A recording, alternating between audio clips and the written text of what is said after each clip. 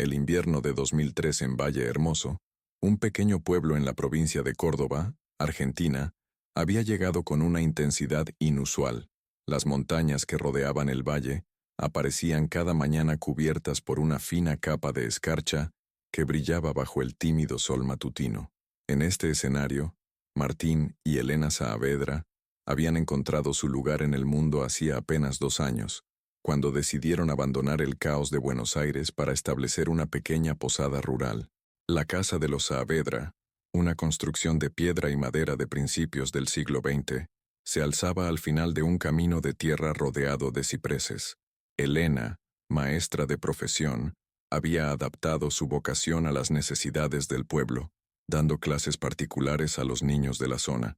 Martín, antiguo contador, se ocupaba de la administración de la posada y cultivaba un pequeño huerto que proveía de verduras frescas a su cocina. A sus 40 y tantos años, la pareja había encontrado una rutina tranquila que contrastaba con su vida anterior. La mañana del 17 de julio comenzó como cualquier otra. Elena preparaba el desayuno mientras Martín revisaba las reservas para el fin de semana. Solo tendrían 2 habitaciones ocupadas, una situación normal para mediados de semana en temporada baja. El aroma del café recién hecho y las tostadas impregnaba la cocina, mezclándose con el olor a leña del fuego que mantenía la casa cálida. ¿Escuchaste eso?, preguntó Elena de repente, dejando la cafetera sobre la encimera. Martín levantó la vista de sus papeles. ¿El qué? No sé, como un crujido, cerca de la entrada. Será el viento.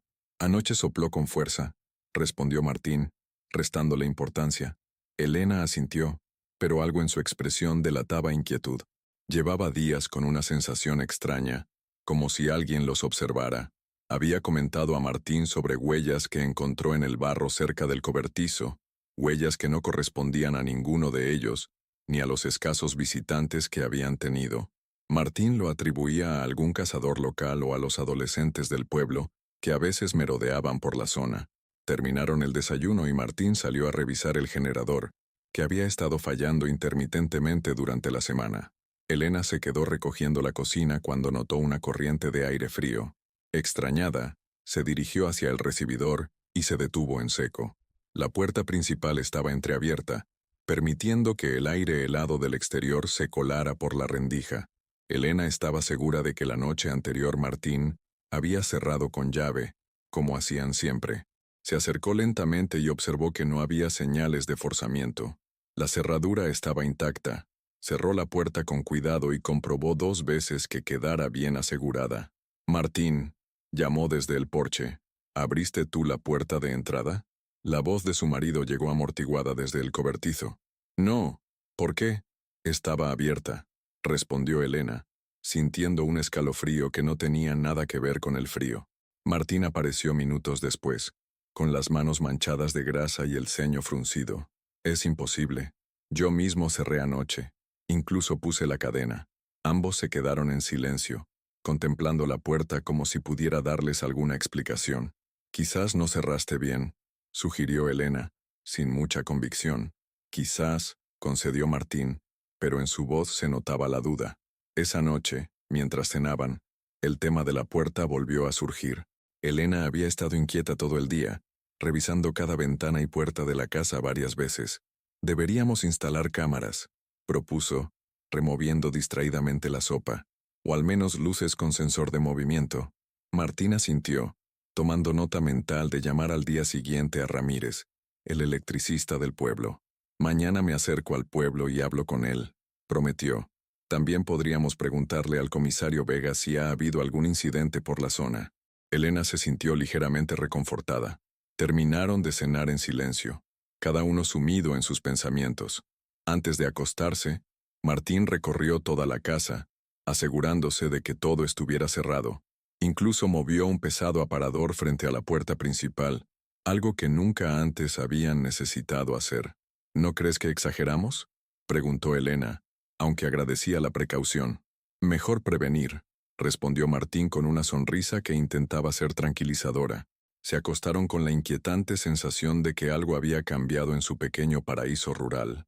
Lo que no sabían es que aquella puerta inexplicablemente abierta Era solo el primer aviso de lo que estaba por venir. A la mañana siguiente, descubrieron que no solo la puerta principal estaba nuevamente abierta, sino que el aparador había sido movido con tal precisión que ni siquiera había dejado marcas en el suelo de madera.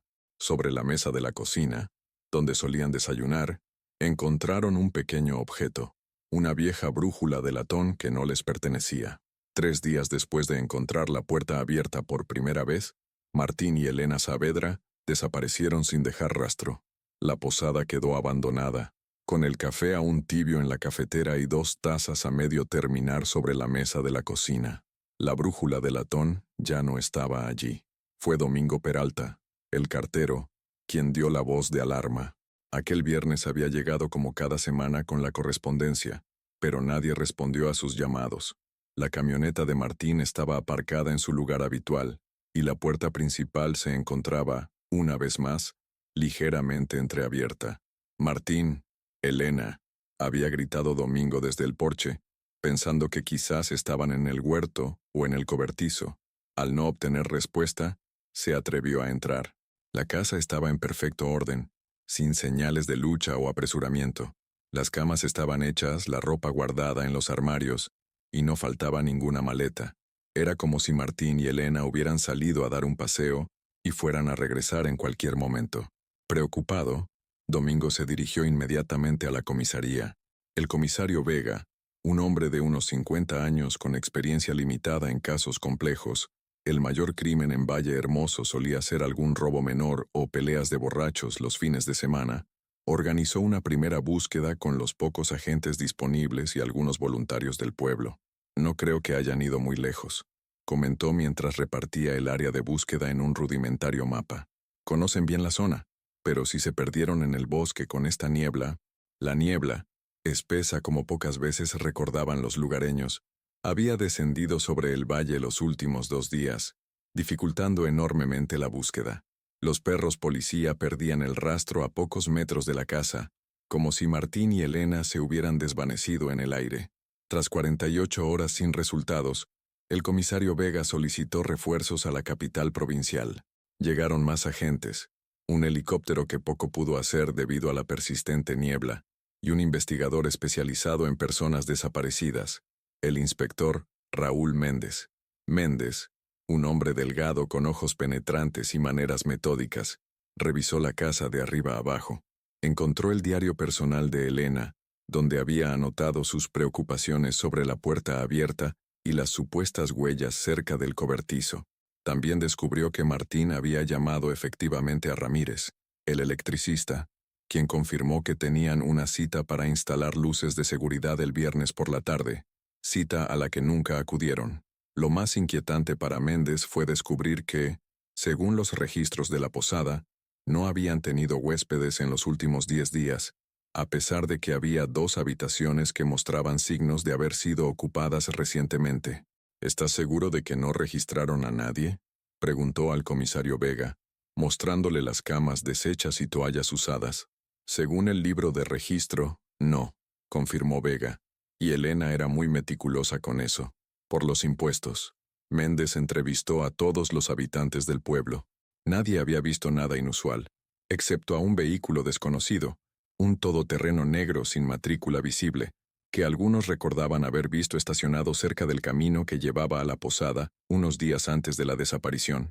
Con el paso de las semanas, la investigación fue perdiendo fuerza.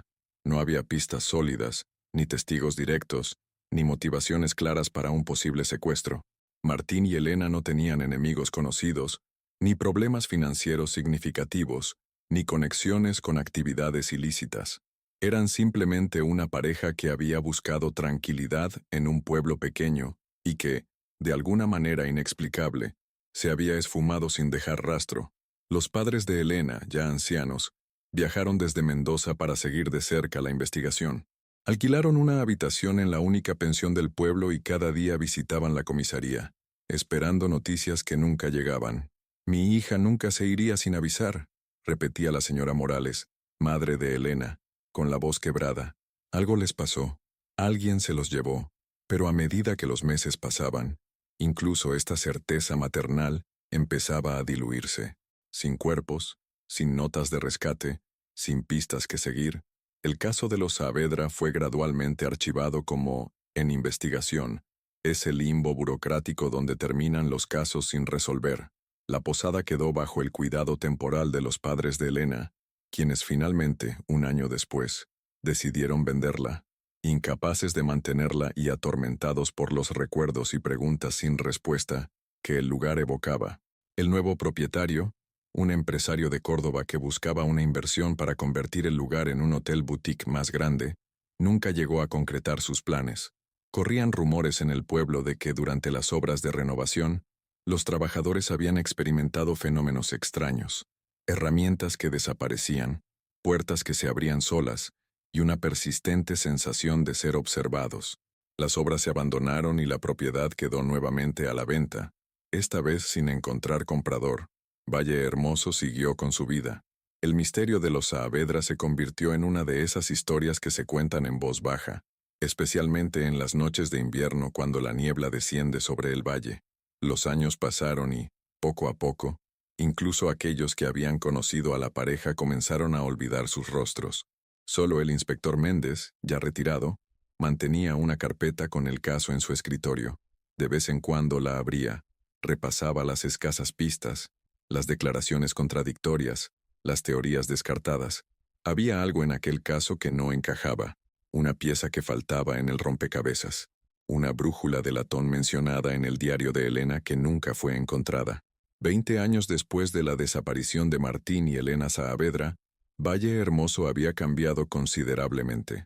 El pequeño pueblo rural se había transformado en un destino turístico moderadamente popular, con nuevos hoteles, restaurantes y casas de veraneo. La antigua posada de los Saavedra, sin embargo, permanecía como un recordatorio silencioso del misterio nunca resuelto, abandonada y gradualmente consumida por la naturaleza. Lucía Méndez, la hija del inspector Raúl Méndez, había seguido los pasos de su padre en la policía. A sus 32 años, era ahora detective en la Unidad de Personas Desaparecidas en Córdoba. Aunque nunca había trabajado oficialmente en el caso Saavedra, había crecido escuchando a su padre hablar de él, viendo cómo repasaba una y otra vez los detalles, buscando esa conexión esquiva que nunca encontró. Cuando Raúl Méndez falleció en 2022, Lucía heredó todas sus pertenencias, incluida la carpeta del caso que su padre nunca había cerrado del todo. Encontró entre sus notas una obsesión recurrente, la misteriosa brújula de latón mencionada en el diario de Elena pero nunca recuperada. En julio de 2023, exactamente 20 años después de la desaparición, Lucía decidió tomarse unos días de vacaciones en Valle Hermoso. No era solo un viaje nostálgico, sentía que debía algo a la memoria de su padre, una última mirada al caso que lo había obsesionado hasta el final. La antigua posada de los Saavedra había sido finalmente comprada por el municipio, con planes de convertirla en un pequeño museo local. Las obras de restauración apenas comenzaban cuando Lucía llegó al pueblo. Usando sus credenciales policiales, consiguió permiso para visitar el lugar antes de que las reformas alteraran demasiado el escenario original. El interior de la casa estaba prácticamente como lo habían descrito los informes que había leído tantas veces. 2 décadas de abandono habían dejado su huella. El techo presentaba goteras en varios puntos, la humedad había deformado parte del suelo de madera, y las paredes mostraban grietas significativas. Aún así, la estructura básica se mantenía sorprendentemente intacta. Lucía recorrió las habitaciones con una linterna, recreando mentalmente los últimos movimientos conocidos de Martín y Elena, según las notas de su padre. La cocina donde habían dejado el café, el recibidor con la puerta que se abría inexplicablemente, las habitaciones de huéspedes que supuestamente habían sido ocupadas por personas no registradas. En el despacho de Martín, donde llevaba la contabilidad de la posada, Lucía observó una peculiaridad que no recordaba haber leído en los informes. El escritorio estaba orientado hacia la pared, no hacia la ventana como sería lógico para aprovechar la luz natural. Intrigada, examinó el mueble con detenimiento. Era un escritorio antiguo, de roble macizo, con múltiples cajones. Todos habían sido revisados exhaustivamente durante la investigación original, pero algo en la disposición le resultaba extraño. Siguiendo una corazonada, Lucía empujó el pesado mueble, separándolo unos centímetros de la pared. Detrás del escritorio, a la altura donde quedaría la mano de alguien sentado, descubrió una pequeña abertura en la pared. Parecía una grieta natural en el yeso, pero al examinarla más de cerca, Lucía notó que los bordes estaban ligeramente desgastados, como si alguien hubiera introducido algo allí repetidamente. Con cuidado, insertó los dedos en la abertura y palpó el interior. Sus dedos tocaron algo metálico. Con esfuerzo, logró extraer el objeto. Era una pequeña caja de hojalata, del tipo que solía contener caramelos o tabaco, oxidada por el tiempo y la humedad. Con el corazón acelerado, Lucía abrió la caja. En su interior encontró varios objetos. Una llave antigua que no parecía corresponder a ninguna cerradura moderna, una fotografía descolorida de una pareja joven frente a lo que parecía ser una cabaña en el bosque. No eran Martín y Elena, y, en el fondo, envuelta en un pañuelo de seda desintegrado por el tiempo, una brújula de latón. La brújula era exactamente como la había descrito Elena en su diario, un modelo antiguo, con la caja de latón grabada con motivos florales y la aguja ligeramente oxidada. Pero lo más sorprendente era que la aguja no apuntaba al norte, sino que giraba constantemente, como atraída por diferentes puntos a la vez. Lucía fotografió cada elemento con su teléfono antes de tocarlos, consciente de la importancia de preservar posibles pruebas. Luego, con guantes que siempre llevaba en su bolso por costumbre profesional, examinó cada objeto detenidamente. La fotografía, aunque descolorida, revelaba algo inquietante al observarla con atención. En segundo plano, casi oculto entre los árboles detrás de la cabaña, se distinguía la silueta borrosa de una tercera persona, observando a la pareja. Dando la vuelta a la foto, Lucía descubrió una inscripción apenas legible. Valle del Silencio, 1978. L.I.M. Última foto. La llave era otro enigma. No parecía corresponder a ninguna cerradura de la casa, según recordaba de los planos que había estudiado. Era una llave antigua, probablemente de un candado o un baúl, no de una puerta convencional, pero era la brújula lo que más intrigaba a Lucía. ¿Por qué Elena la había mencionado específicamente en su diario? ¿Por qué había desaparecido después, solo para reaparecer escondida en una grieta tras el escritorio? Y sobre todo, ¿por qué su aguja se comportaba de manera tan extraña, sentada en el polvoriento suelo del despacho, con la caja abierta frente a ella? Lucía sintió un escalofrío recorrer su espalda, la misma sensación que, según el diario de Elena, ella había experimentado días antes de desaparecer. La inquietante certeza de estar siendo observada. Se giró bruscamente hacia la puerta, esperando encontrar a alguien allí, pero el pasillo estaba vacío y en silencio. Solo el viento, colándose por alguna ventana rota, agitaba las cortinas raídas produciendo un susurro fantasmal. Guardando cuidadosamente los objetos en la caja, y ésta en su bolso, Lucía abandonó la casa con la convicción de que acababa de encontrar la pieza que su padre había buscado durante años. La conexión que podría, finalmente, resolver el misterio de los Saavedra. Lo que no sabía era que, al llevarse la brújula, había puesto en marcha un mecanismo que llevaba 20 años esperando ser activado, y que la verdad que estaba a punto de descubrir era mucho más oscura y compleja de lo que nadie había imaginado. 3 días después de su descubrimiento en la antigua posada, Lucía Méndez se encontraba en su apartamento en Córdoba, rodeada de papeles, fotografías y notas. Había solicitado una semana adicional de vacaciones para dedicarse por completo a lo que ahora consideraba su caso. La brújula de latón, limpia del polvo acumulado durante 2 décadas, descansaba sobre su escritorio. Su comportamiento seguía siendo inexplicable. La aguja continuaba girando erráticamente, sin fijar nunca una dirección constante. Lucía había consultado a un experto en instrumentos antiguos, quien le confirmó que el mecanismo interno parecía haber sido modificado intencionalmente. No es una brújula convencional, le había explicado. Parece más un dispositivo de localización personalizado. La aguja responde a algo específico, no al campo magnético terrestre. La fotografía encontrada en la caja había sido analizada por un antiguo colega de su padre, especializado en fotografía forense. La imagen había revelado detalles que a simple vista eran imposibles de percibir. La figura borrosa entre los árboles tenía un objeto en la mano que podría ser una cámara o un arma, y la cabaña del fondo presentaba un símbolo tallado en el dintel de la puerta, un triángulo atravesado por una línea vertical.